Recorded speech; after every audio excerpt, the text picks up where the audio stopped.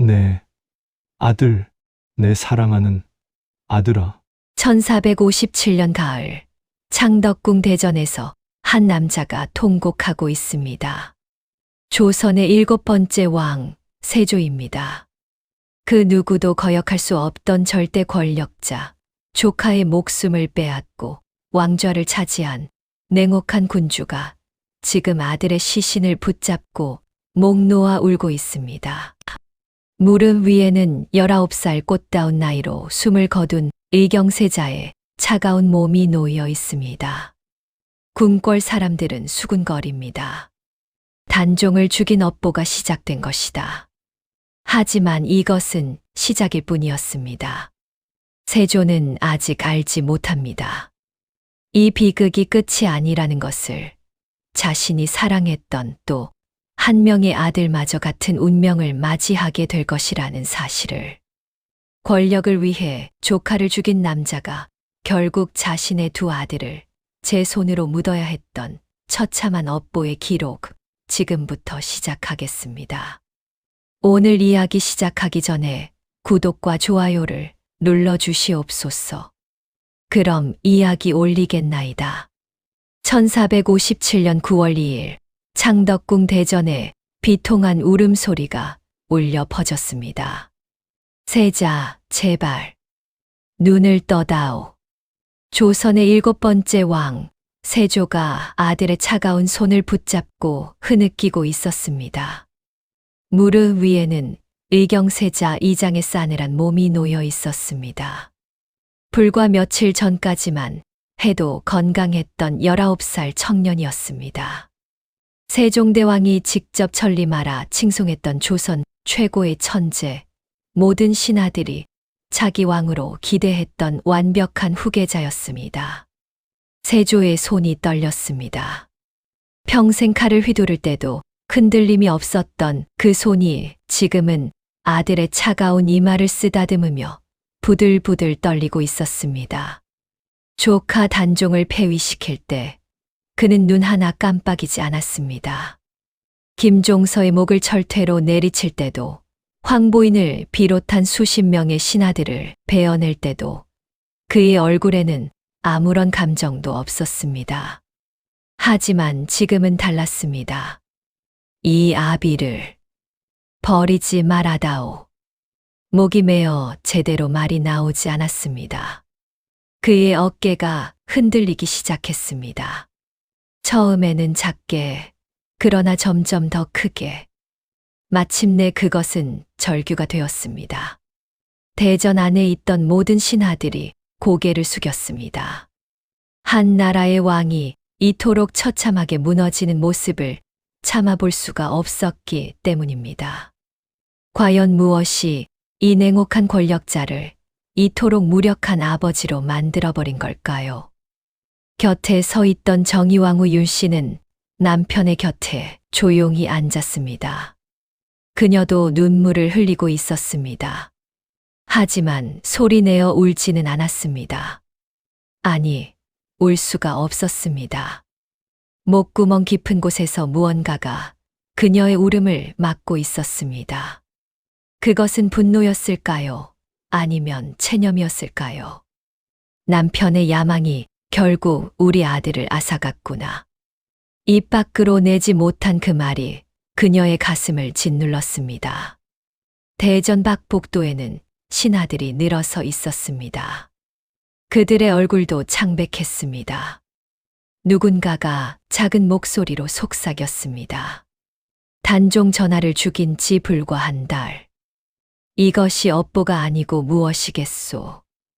또 다른 이가 고개를 끄덕였습니다. 현덕왕후의 저주라 하지 않았소. 세자께서 마지막 며칠 동안 계속 헛소리를 하셨다지 않소. 궁궐 전체가 공포에 휩싸였습니다. 실록에는 이렇게 기록되어 있습니다. 세조가 세자의 상을 당하여 애통함이 지극하였다. 몸소 염습을 거들고 곡을 하되 거의 목숨이 끊어질 듯하였다. 절대 권력자도 사랑하는 자식의 죽음 앞에서는 한없이 작은 존재일 뿐이었습니다. 세조는 아들을 더욱 꼭 껴안았습니다. 내가 무엇을 잘못한 것이냐? 하지만 대답은 없었습니다. 아들은 차갑게 식어가고 있었습니다. 권력으로도 재물로도 왕의 명령으로도 되돌릴 수 없는 죽음이었습니다. 이것은 한 남자가 권력을 위해 치러야 했던 대가의 시작이었습니다. 그리고 세조는 아직 몰랐습니다. 이 비극이 여기서 끝나지 않는다는 것을, 자신에게는 또 한 명의 사랑하는 아들이 남아 있다는 것을, 그 아들 역시 똑같은 운명을 맞이하게 될 것이라는 사실을. 모든 비극이 시작되기 전으로 시간을 되돌려 봅시다. 1440년대 초반, 세종대왕이 한창 조선의 전성기를 이끌던 그 시절로 말입니다. 당시 수양대군의 집에는 웃음소리가 끊이지 않았습니다. 두 아들 이장과 이황이 마당을 뛰어다니며 놀고 있었습니다. 형 이장은 7살, 동생 이황은 5살이었습니다. 수양대군은 두 아들을 무릎에 앉히고 직접 그를 가르쳤습니다. 이것을 보거라. 이 한 글자 안에 온 천지의 이치가 담겨 있느니라. 특히 첫째 이장은 놀라운 총명함을 보였습니다. 할아버지 세종대왕이 손자를 궁으로 불러들인 적이 있었습니다. 세종은 한 줄의 글씨를 보여주며 물었습니다. 이 글의 뜻을 알겠느냐? 이장은 잠시 생각하더니 또박또박 대답했습니다. 세종은 감탄을 금치 못했습니다. 7살 아이가 어른 신하들도 어려워하는 경서의 뜻을 꿰뚫어 본 것입니다. 세종은 손자의 머리를 쓰다듬으며 말했습니다. 참으로 우리 집안의 천리마로다. 천리마란 하루에 1000리를 달리는 준말을 뜻합니다. 그만큼 이장의 재능이 빼어났다는 의미였습니다. 둘째 이황은 형과는 달랐습니다. 글보다는 화를 좋아했고 말타기를 즐겼습니다. 아버지 수양대군과 함께 사냥터에 나가면 눈이 반짝였습니다. 좋다, 그렇게 겨냥한다. 이번엔 더 멀리 쏴보자. 예, 아버님, 저 나무까지 맞춰보겠습니다. 형은 학자의 기질을, 동생은 무인의 기백을 타고났습니다. 수양대군은 이 두 아들을 보며 흐뭇해했습니다. 문과 무를 모두 갖춘 형제, 이보다 더 든든한 보물이 또 있을까요? 저녁이면 두 형제는 나란히 앉아 책을 읽었습니다. 형 이장이 동생에게 글을 가르쳐주는 모습이 자주 보였습니다. 이황아, 이렇게 읽는 거란다. 천천히 따라해 보렴. 동생 이황은 형을 우러러 보았습니다. 세상에서 가장 존경하는 사람이 바로 형님이었습니다. 형처럼 현명하고 싶었고, 형처럼 모두에게 사랑받고 싶었습니다. 수양대군의 아내 윤 씨는 이 두 아들을 보며 행복에 젖었습니다. 남편이 가끔 어두운 표정으로 무언가를 골똘히 생각하는 것을 보았지만 그녀는 묻지 않았습니다. 이 아이들이 있는 한 남편도 올바른 길을 걸을 거야. 그렇게 믿었습니다. 아들들이 남편의 마음을 붙잡아 줄 것이라고 생각했습니다. 하지만 그 시절에도 이미 씨앗은 뿌려지고 있었습니다. 수양대군은 둘째 아들이었습니다. 아무리 능력이 뛰어나도 왕위는 형 문종의 것이었고, 문종에게는 이미 적통세손 단종이 있었습니다. 수양대군의 가슴속 깊은 곳에서는 야망이 조용히 그러나 끈질기게 자라나고 있었습니다. 그는 종종 혼잣말로 중얼거렸습니다. 이 아이들이 있다면 내 야망 따위는 필요 없을지도 모르지. 과연 그는 진심으로 그렇게 믿었을까요? 아니면 이미 그때부터 두 아들을 위해 더 큰 것을 쥐어주고 싶다는 욕망이 꿈틀대고 있었던 걸까요? 역사는 기록합니다. 행복은 오래가지 못했다고. 1450년 세종대왕이 승하했고 문종이 왕위에 올랐습니다. 그리고 불과 2년 뒤인 1452년 병약했던 문종마저 세상을 떠났습니다. 12살 어린 조카 단종이 왕위에 오르는 순간 수양대군의 인생은 완전히 다른 방향으로 흐르기 시작했습니다. 그 시절의 따뜻했던 웃음소리는 이제 기억 속으로만 남게 될 것입니다. 그리고 두 아들은 아직 몰랐습니다. 자신들의 행복했던 어린 시절이 곧 아버지의 선택으로 인해 산산이 부서질 것이라는 사실을. 1452년 5월 문종이 승하했습니다. 재위 2년 3개월, 너무나 짧은 시간이었습니다. 병약했던 그는 끝내 아들 단종에게 안정된 나라를 물려주지 못하고 세상을 떠났습니다. 왕위에 오른 단종은 겨우 12살 어린아이였습니다. 문종은 임종 직전 신하들을 불러 유언을 남겼습니다. 김종서, 황보인, 정분 등 원로 대신들에게 어린 왕을 부탁한다는 말이었습니다. 이들을 고명대신이라 불렀습니다. 김종서는 70세가 넘은 노장이었습니다. 평생을 조선을 위해 헌신해온 인물이었습니다. 북방 육진을 개척하여 여진족을 몰아낸 명장이기도 했습니다. 그는 어린 단종을 보며 다짐했습니다. 선왕의 유지를 받들어 반드시 주상을 보필하겠나이다. 하지만 궁궐에는 또 다른 시선이 있었습니다. 수양대군이었습니다.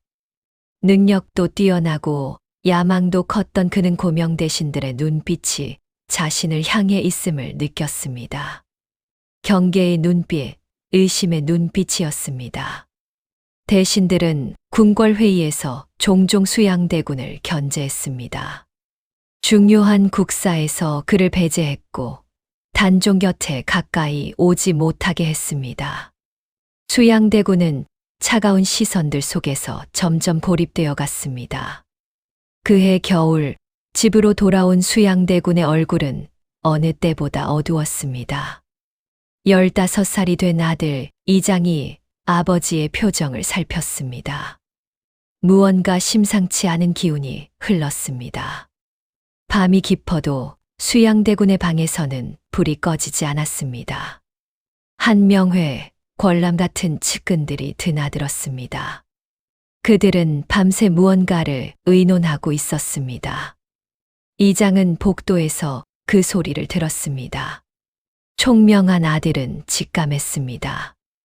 아버지가 중대한 결정을 앞두고 있다는 것을, 그리고 그 결정이 돌이킬 수 없는 길일 것이라는 예감을.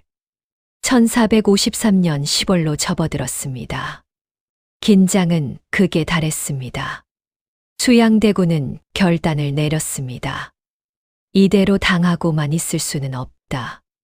먼저 치지 않으면 내가 역적으로 몰려 죽을 것이다. 10월 10일 밤 한양의 하늘은 먹구름으로 뒤덮였습니다. 바람이 차갑게 불어왔습니다.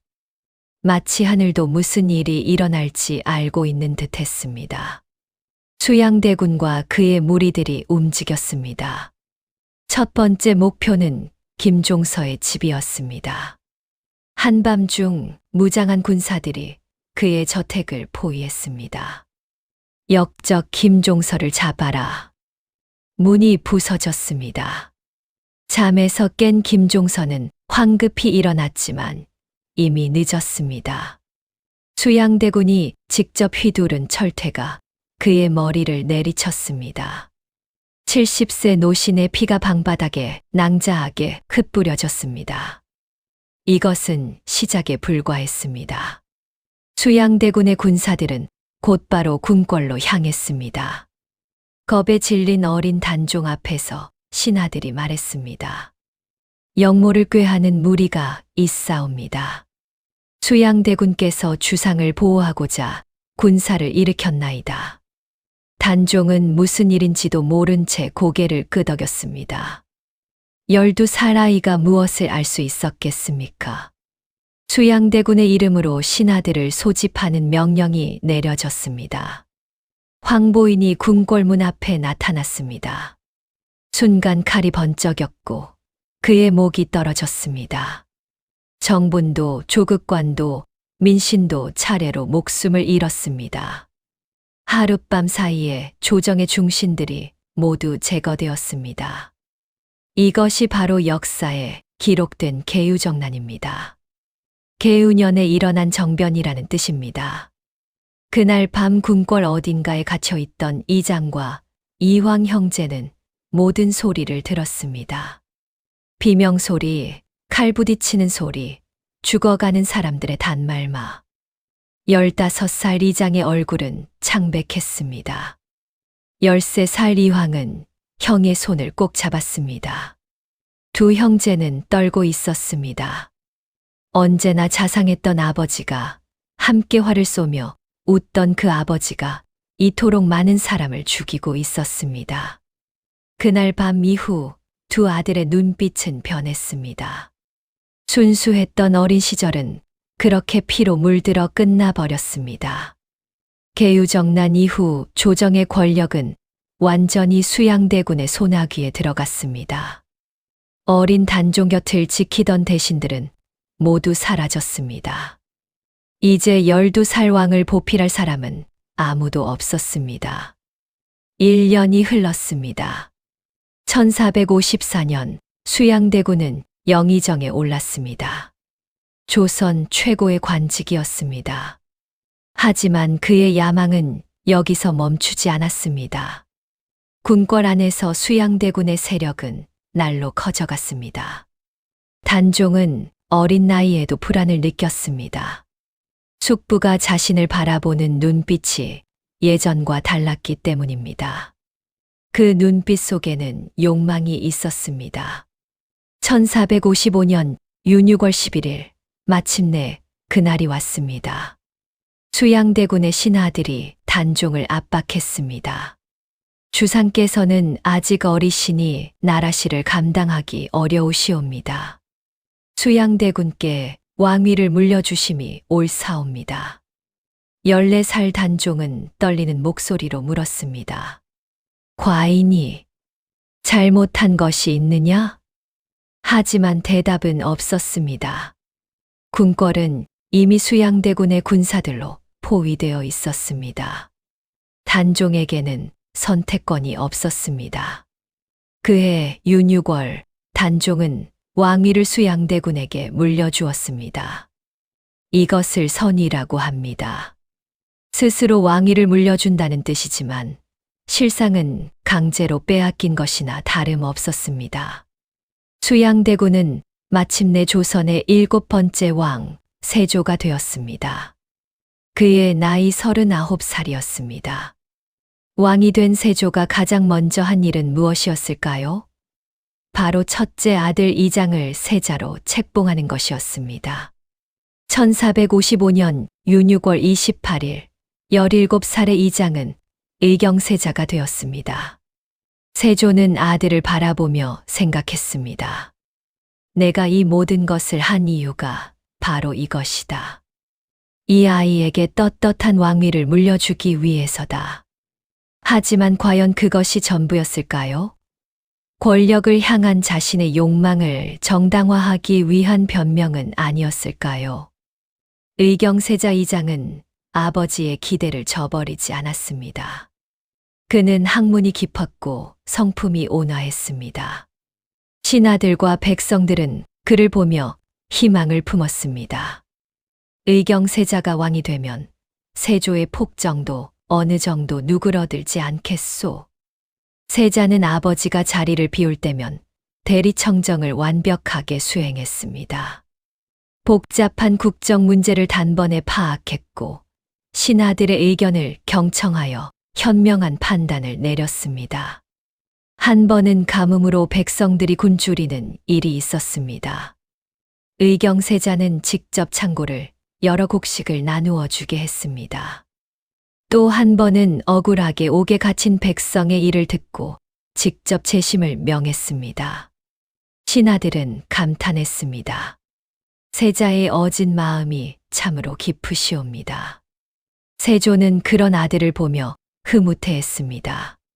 자신의 모든 것을 물려주어도 아깝지 않은 완벽한 후계자였습니다. 장남아, 내가 있어 이 아비는 든든하구나. 밤이면 세조는 혼자 생각에 잠겼습니다. 내가 한 모든 죄를 이 아들이 씻어줄 수 있을 것이다. 이 아이가 훌륭한 왕이 되어 백성을 어질게 다스린다면 후세 사람들도 내 선택을 이해하지 않겠는가. 하지만 세조는 몰랐습니다. 권력은 반드시 대가를 요구한다는 것을, 그리고 그 대가는 언제나 자신이 가장 소중히 여기는 것으로 치러야 한다는 잔인한 진실을. 한편 폐위된 단종은 상왕이 되어 창덕궁에 유폐되었습니다. 상왕이란 왕위에서 물러난 전직 왕을 뜻합니다. 하지만 그것도 오래가지 못했습니다. 1456년 성산문, 박팽년 등 단종을 그리워하는 신하들이 왕위 복귀를 꾀하다 발각되었습니다. 이것이 사육신 사건입니다. 세조는 이들을 모두 처형했습니다. 그리고 1457년 6월 단종을 노산군으로 강등시켜 강원도, 영월로 유배 보냈습니다. 그해 10월 세조는 다시 한번 냉혹한 결정을 내렸습니다. 영월에 유배되어 있던 단종에게 사약을 내린 것입니다. 단종은 17살의 나이로 비참하게 목숨을 잃었습니다. 조카를 죽인 지 불과 한 달 뒤 세조는 자신이 가장 사랑하는 아들의 차가운 시신을 안게 될 줄은 꿈에도 몰랐습니다. 업보의 수레바퀴는 이미 돌아가기 시작했습니다. 1457년 6월 단종은 노산군으로 강등되어 강원도, 영월로 유배를 떠났습니다. 17살 소년왕은 멀고 먼 산골로 쫓겨난 것입니다. 세조는 조카를 왕위에서 끌어내리는 것만으로는 부족했습니다. 아예 한양에서 멀리 떨어진 곳으로 보내버린 것입니다. 그해 여름이 지나고 가을이 찾아왔습니다. 8월 말경 이상한 일이 벌어지기 시작했습니다. 건강하기만 하던 의경세자 이장이 갑자기 몸이 좋지 않다고 했습니다. 처음에는 가벼운 감기 증세였습니다. 군권 의원들은 크게 걱정하지 않았습니다. 며칠 푹 쉬시면 곧 나으실 것이옵니다. 하지만 하루가 지나고 이틀이 지나도 세자의 병은 나아지지 않았습니다. 오히려 점점 더 악화되었습니다.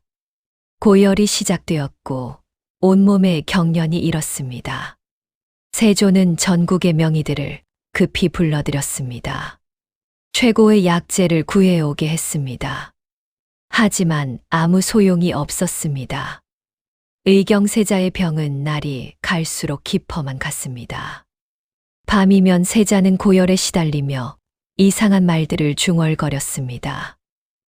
저기, 저 여인이 보입니다. 한복을 입은 여인이.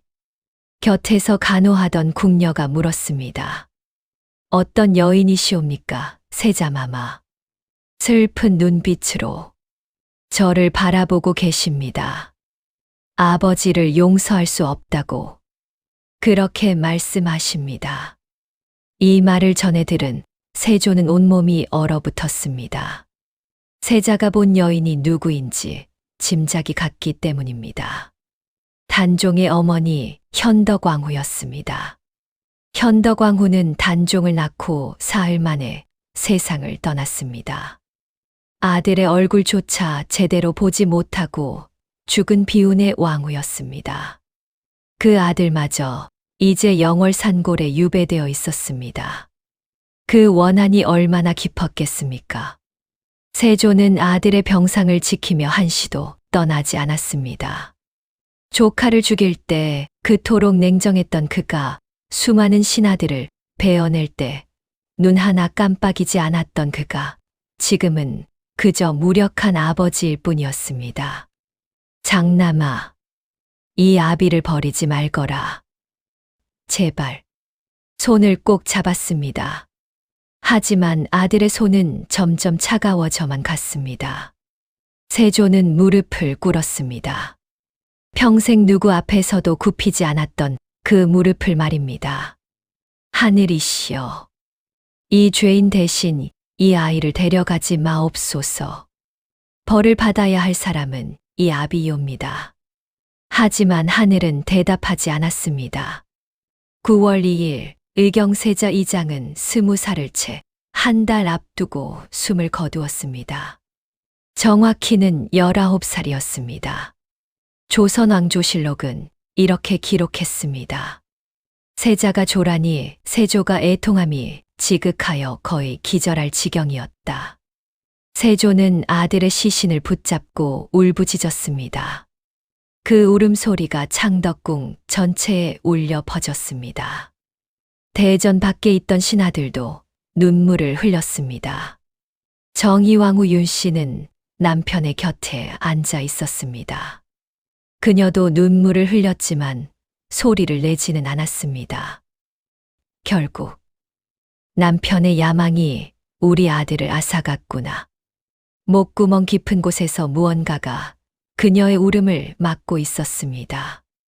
그것은 분노였습니다.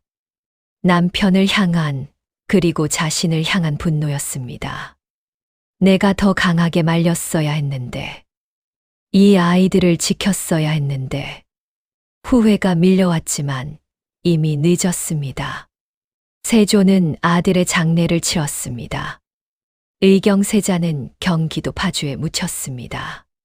훗날 경릉이라 불리게 되는 곳입니다. 무덤 앞에 선 세조는 오랫동안 움직이지 못했습니다. 내가 무엇을 위해 이 모든 일을 했던가? 이 아이에게 왕위를 물려주기 위해서가 아니었던가? 그런데 이제 이 아이는 없다. 그리고 한 달 뒤인 10월, 세조는 마침내 냉혹한 결단을 내렸습니다. 영월에 유배 중이던 단종에게 사약을 내린 것입니다. 사랑하는 아들을 잃은 슬픔 속에서도, 아니 어쩌면 그 슬픔 때문에 더욱 세조는 자신의 왕위를 위협할 수 있는 마지막 존재마저 제거하기로 한 것입니다. 단종은 17살의 나이로 비참하게 목숨을 잃었습니다. 궁궐 안팎으로 소문이 퍼졌습니다. 의경세자가 죽고 한 달 만에 단종마저 사약을 받았다. 이것이 업보가 아니고 무엇이겠는가? 현덕왕후의 저주가 세조의 가문에 내렸다. 아직 끝나지 않았다. 더 큰 비극이 기다리고 있을 것이다. 백성들은 두려워했습니다. 권력을 위해 조카를 죽인 왕에게 하늘이 벌을 내리고 있다고 믿었습니다. 하지만 비극은 여기서 끝나지 않았습니다. 세조에게는 아직 둘째 아들 이황이 남아 있었습니다. 그리고 그 아들 역시 똑같은 운명을 피할 수 없을 것이라는 사실을 세조는 아직 알지 못했습니다. 형의 장례를 마친 후 궁궐은 깊은 슬픔에 잠겼습니다. 하지만 나라는 멈출 수 없었습니다. 세조에게는 결정을 내려야 할 일이 있었습니다. 1457년 9월 7일, 의경세자가 세상을 떠난 지 불과 닷새 만이었습니다. 세조는 둘째 아들 이황을 새로운 세자로 책봉했습니다. 그때 이황의 나이는 15살이었습니다. 갑자기 세자가 된 이황의 심정은 어떠했을까요? 불과 며칠 전까지만 해도 세상에서 가장 존경하던 형이 살아 있었습니다. 함께 책을 읽고 함께 활을 쏘던 그 형이 이제는 차가운 무덤 속에 누워 있었습니다. 이황은 형의 빈소 앞에 오래도록 앉아 있었습니다. 눈물이 마를 날이 없었습니다. 형님은 왜 이렇게 갑자기 가신 것일까? 단종 전하가 돌아가신 지 한 달 만에. 이것이 정말 우연일까? 15살 소년도 느낄 수 있었습니다. 형의 죽음이 단순한 병사가 아니라는 것을, 아버지가 저지른 죄의 대가일지도 모른다는 불길한 예감을. 하지만 이황은 다짐했습니다. 나는 형님과는 다르다. 나는 살아남을 것이다. 형님의 목까지 살아서 아버지를 보필하고 이 나라를 지킬 것이다. 어린 나이였지만 의지는 강했습니다. 형이 학문과 덕으로 사람들을 감복시켰다면 자신은 담력과 결단으로 왕의 자리를 지키리라 생각했습니다. 세자가 된 이황은 열심히 공부했습니다. 형만큼 글재주가 뛰어나지는 않았지만 성실함으로 부족함을 메웠습니다. 아버지 세조가 병으로 몸이 약해지자 대리청정을 맡기도 했습니다. 15살 소년이 나라를 다스린 것입니다. 시간이 흘렀습니다. 1468년 9월 세조가 세상을 떠났습니다. 재위 13년 만이었습니다. 세조는 죽는 순간까지도 먼저 떠난 아들 의경세자를 그리워했다고 합니다. 세조의 임종을 지킨 이황은 이제 20살이 되어 있었습니다. 1468년 9월 8일 이황이 왕위에 올랐습니다. 그가 바로 조선의 8번째 왕 예종입니다. 신하들은 기대했습니다. 이제 새로운 시대가 열릴 것이오. 세조의 폭정도 끝났으니 예종께서 어진 정치를 펴시겠지. 백성들도 희망을 품었습니다. 젊은 왕이 새로운 조선을 만들어주기를 바랐습니다. 예종은 열심히 정사를 돌보았습니다. 형 의경세자가 백성을 사랑했던 것처럼 자신도 백성을 위하는 왕이 되고자 했습니다. 법전 편찬 사업을 추진했고 억울한 백성의 송사를 직접 들었습니다. 하지만 즉위할 때부터 예종의 건강은 좋지 않았습니다. 자주 열이 났고 기침이 멎지 않았습니다. 군궐 의원들이 약을 올렸지만 차도가 없었습니다. 정의왕 후는 둘째 아들의 모습을 보며 불안했습니다. 설마 이 아이까지. 입 밖으로 내지 못한 두려움이 그녀의 가슴을 짓눌렀습니다. 예종 즉위 1년째 되던 해 1469년 가을이었습니다. 왕의 건강이 급격히 악화되었습니다. 고열이 시작되었고 기침과 함께 피를 토했습니다. 의원들이 달려들었지만 소용없었습니다. 11년 전 의경세자가 그러했던 것처럼 예종의 병도 어떤 약으로도 낫지 않았습니다. 1469년 11월 28일 예종은 20살의 나이로 승하했습니다. 즉위한 지 겨우 1년 2개월 만이었습니다. 정의왕 후는 또다시 아들의 시신 앞에 앉아야 했습니다. 첫째 아들 이장 19살에 죽었습니다. 둘째 아들 이황 20살에 죽었습니다. 거의 같은 나이였습니다. 그녀는 이제 울지도 않았습니다. 눈물조차 말라버린 것 같았습니다. 그저 멍하니 아들의 얼굴을 바라볼 뿐이었습니다. 만약 그때 남편을 막았더라면, 계유정난을 일으키지 못하게 했더라면, 단종을 죽이지 못하게 했더라면, 내 아들들은 지금 살아 있었을까? 하지만 이제 와서 후회해봤자 소용없었습니다. 두 아들 모두 차가운 땅 속에 묻혔습니다. 조선 왕조실록은 기록합니다. 예종이 재위 1년 2개월 만에 승하하니 조야가 통곡하였다. 백성들 사이에서는 다시 흉흉한 소문이 돌았습니다. 세조가 단종을 죽인 업보가 아직도 끝나지 않았다. 현덕왕후의 저주가 세조의 두 아들을 모두 데려갔다. 과연 이것은 저주였을까요? 아니면 우연이었을까요? 아무도 확신할 수 없었습니다. 하지만 한 가지는 분명했습니다. 권력을 위해 조카를 죽인 세조의 가문에 돌이킬 수 없는 비극이 찾아왔다는 사실만은. 예종이 승하한 뒤 왕위는 의경세자의 아들 그러니까 세조의 손자인 성종에게 넘어갔습니다.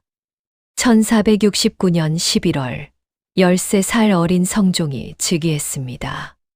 세조의 혈통은 이어졌지만 세조가 그토록 사랑했던 두 아들은 이미 이 세상에 없었습니다.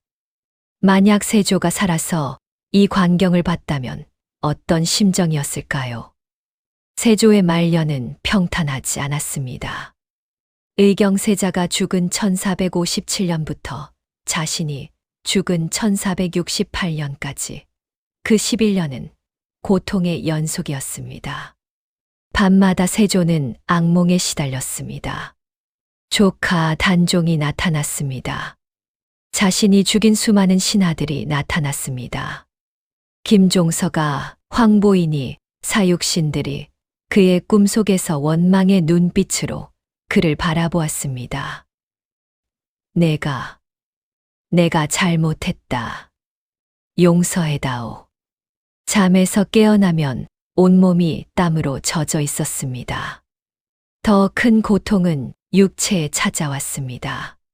1464년경부터 세조의 온몸에 원인 모를 피부병이 퍼지기 시작했습니다. 처음에는 작은 종기였습니다. 하지만 시간이 지날수록 온몸으로 번져나갔습니다. 종기에서 고름이 흘렀습니다. 밤낮으로 극심한 통증에 시달렸습니다. 전국의 명의들이 모여들었지만 아무도 병의 원인을 찾지 못했습니다. 신하들 사이에서는 조용히 속삭임이 오갔습니다. 이것이 바로 업보가 아니겠소. 단종과 의경세자의 원한이 왕의 몸을 갉아먹고 있는 것이요. 세조 자신도 그렇게 믿었습니다. 밤이면 혼자 중얼거렸습니다.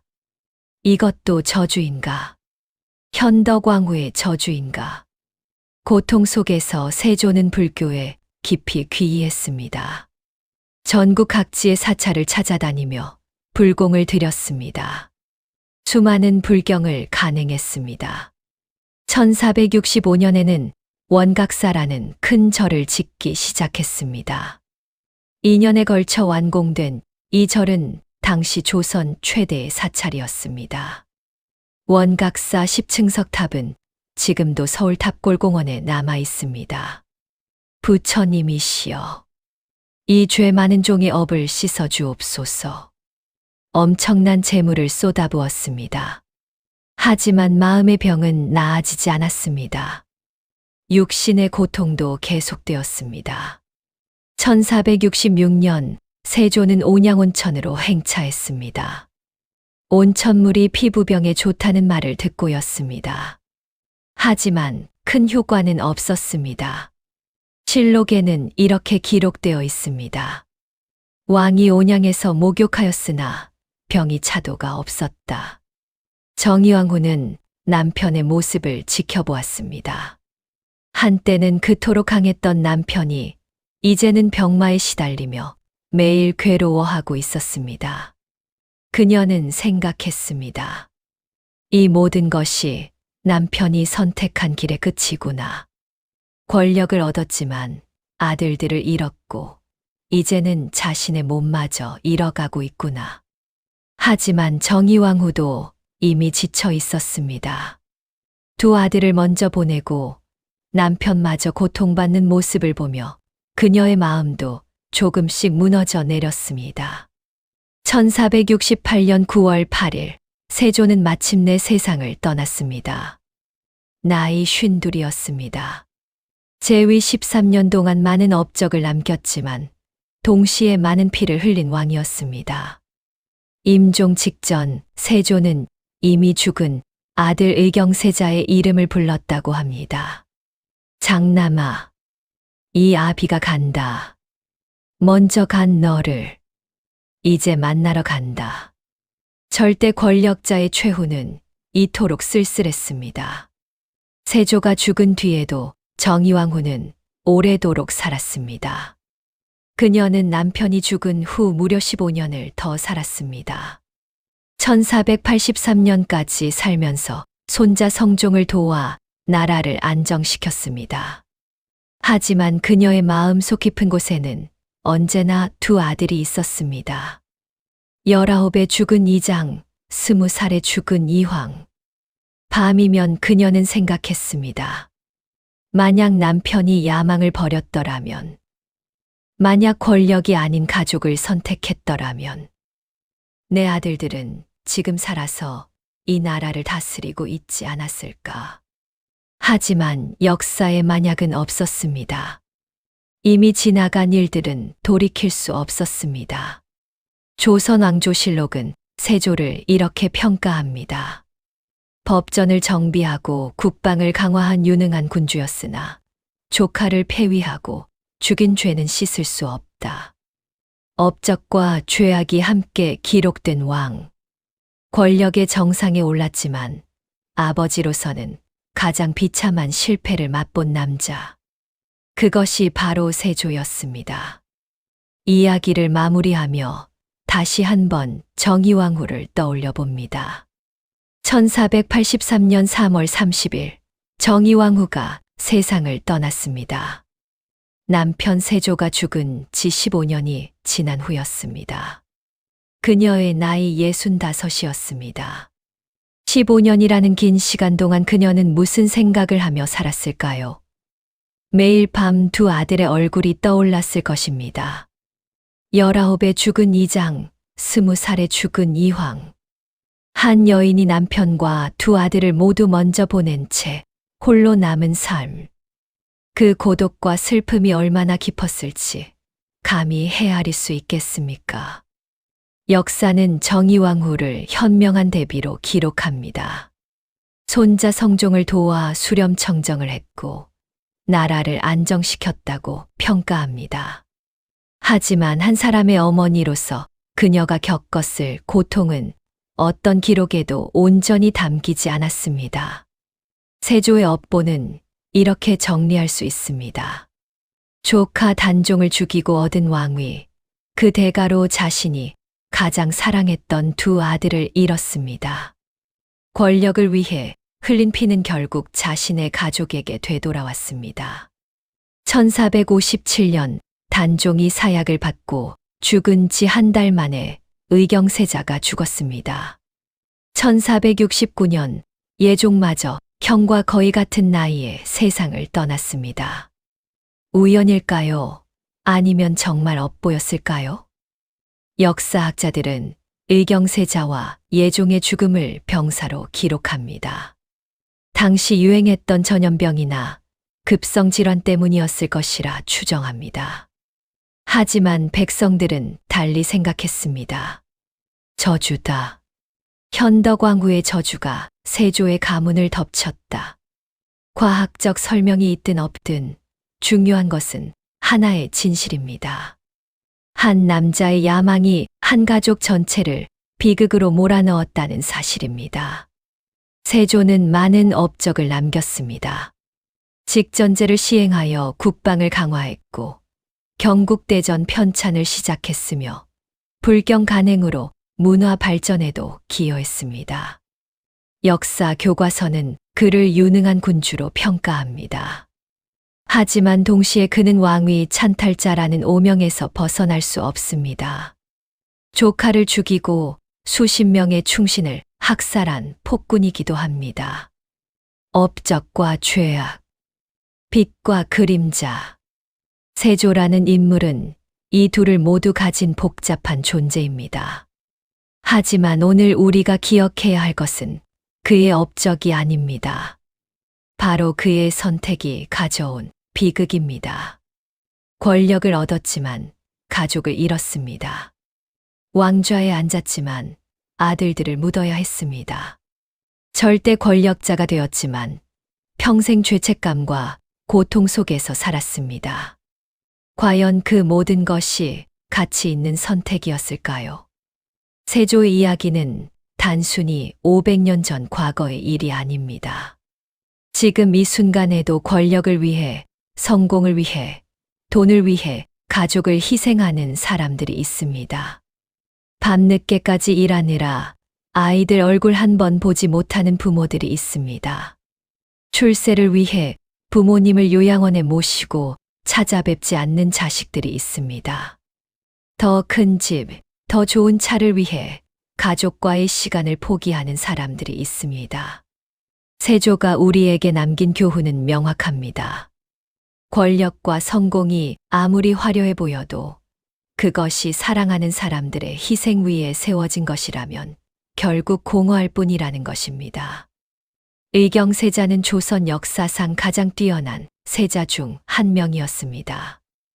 예종은 짧은 재위 기간에도 선정을 베풀려 노력한 왕이었습니다.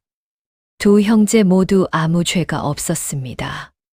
단지 아버지의 선택 때문에 꽃다운 나이에 세상을 떠나야 했습니다. 정의왕후는 두 아들을 모두 잃고도 15년을 더 살며 나라를 지켰습니다. 그녀의 강인함에 숨겨진 깊은 슬픔을 우리는 잊지 말아야 합니다. 역사는 되풀이됩니다. 세조와 같은 선택을 하는 사람들이 계속 나타납니다. 하지만 그 끝이 어떠한지 이 이야기가 분명히 보여주었습니다. 권력의 정상에 섰지만 아버지로서는 가장 비참한 실패를 맛본 세조. 그의 삶은 우리에게 묻습니다. 과연 무엇이 진정으로 가치 있는 것인가? 권력인가? 가족인가? 성공인가? 사랑인가? 오늘 이야기가 여러분의 마음에 울림을 주셨다면 구독 버튼을 눌러주시고 좋아요와 알림 설정도 부탁드립니다. 댓글로 여러분의 생각을 나눠주시면 더욱 감사하겠습니다. 다음에도 잊혀서는 안 될 역사 이야기로 찾아뵙겠습니다. 감사합니다.